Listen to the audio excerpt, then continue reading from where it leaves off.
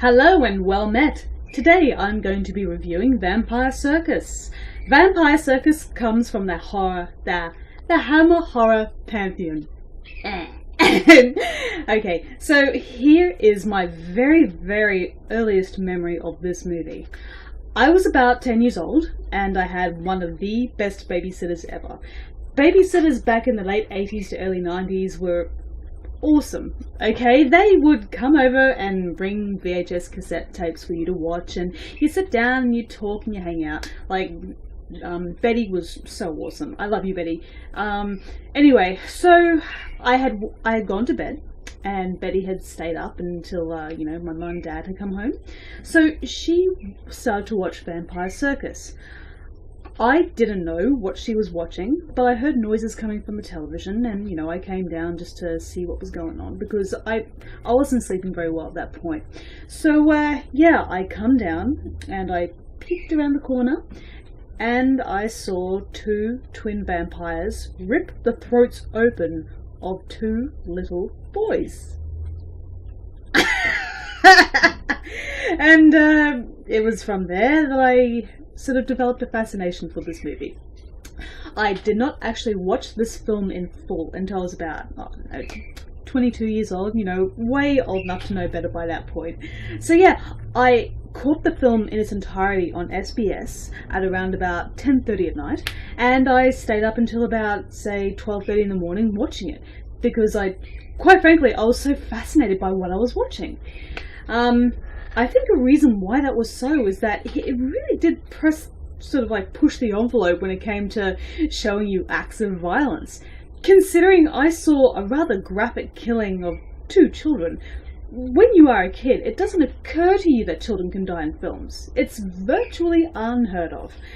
But yes, keeping that in mind while I was watching the movie, I was essentially influenced by this.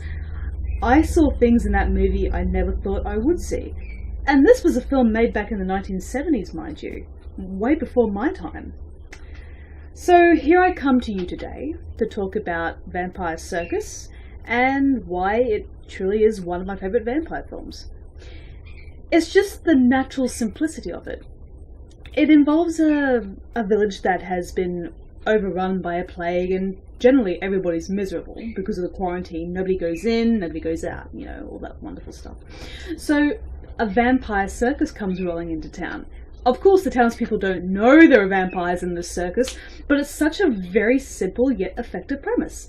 You have this smorgasbord of unwitting people who are in desperate need of entertainment, and the vampires take every single advantage they can of this. And the film really does live up to its title. It is literally a vampire circus, and you see all sorts of wonderful things that you would see in a circus that these vampires are doing. You have trapeze artists that turn into bats. You have a strongman, played by a very young David Prowse, aka Darth Vader. You have a naked lady, painted up to be like a tiger, and she performs a very erotic routine with a lion tamer, so to speak. You also have a exotic-looking gypsy boy who can turn into a panther. And you also, needless to say, you have a vampire dwarf, and you can imagine what sort of mischief he gets up to. This is not a sort of a masterful film, okay? It is not Citizen Kane, it is not what you'd call top tier quality. But in terms of sheer spectacle and just showing you wild and wonderful things, it's one of the better movies out there. Perhaps I am biased by saying this because I am a fan of the vampire genre, but truth be told, these days I'm not quite so indiscriminate. Considering what we have been exposed to, and I'm not going to use any names, don't worry, but the vampire genre has been lacking. So to revisit this film in this day and age and just sort of re-experience all the wonderful stuff in this movie, it's a treat. The acting is sort of off and on, like you have some really good talent in there, one of them being Layla Ward, aka the Lady Romana from Doctor Who. You also have Robin Sachs, who plays Layla Ward's brother in the movie, and both of them play the vampire trapeze acrobats who are also quasi-incestuous. And you may remember Robin Sachs as Ethan Rayne from Buffy the Vampire Slayer. You know, oh, Ripper, you know.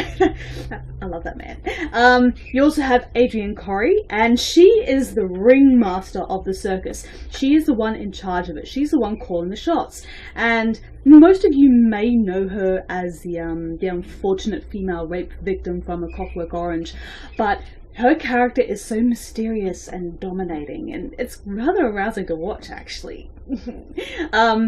So, as I said, there's so much great stuff going on in this movie. It really is something that you have to sit down and experience for yourself. The production values are modest, to say the least. There is no sort of major set piece. You have a church and you have the circus in the middle of the night time. That's pretty much the two major sets in this movie. Though truth be told, there is a lot of economy going on behind the camera. The film director, whose name escapes me, of course, he makes very good use of the money he has been given and the talent that he has at his disposal, in front of and behind the camera. Again, the story isn't a masterwork, but sometimes you don't need that. Sometimes you can just sit back and have a talented group of actors let loose with the basic script they've been given and just film it in a highly imaginative fashion. This film is not for everybody, I'll grant you that. But again, if you are a fan of vampire films, of like true blue vampire films that don't fall back onto the romantic stereotype, this could be the one for you. It may not be your holy grail, but I think you will get a whole lot of enjoyment out of it.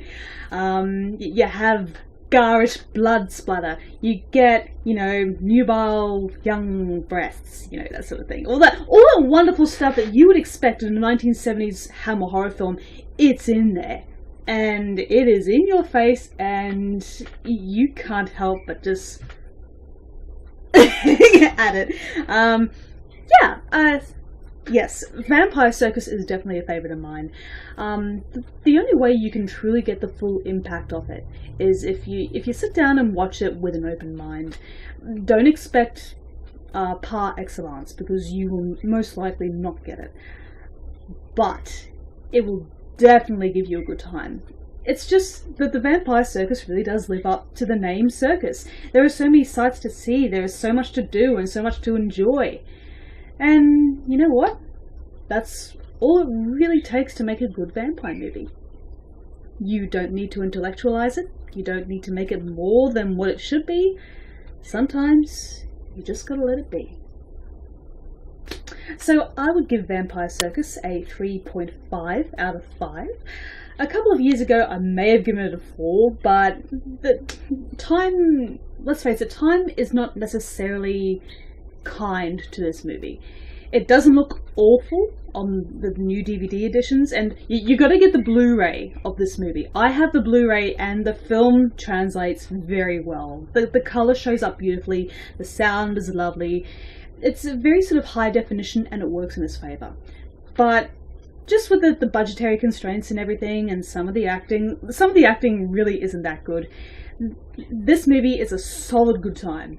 And I dare you, if you're a vampire fan, and if you don't think that highly of this movie, I might be a little bit surprised. And heartbroken. Okay guys, you take it easy, and take care of yourselves and each other. And I shall see you for another Rant and Rave review. Bye bye.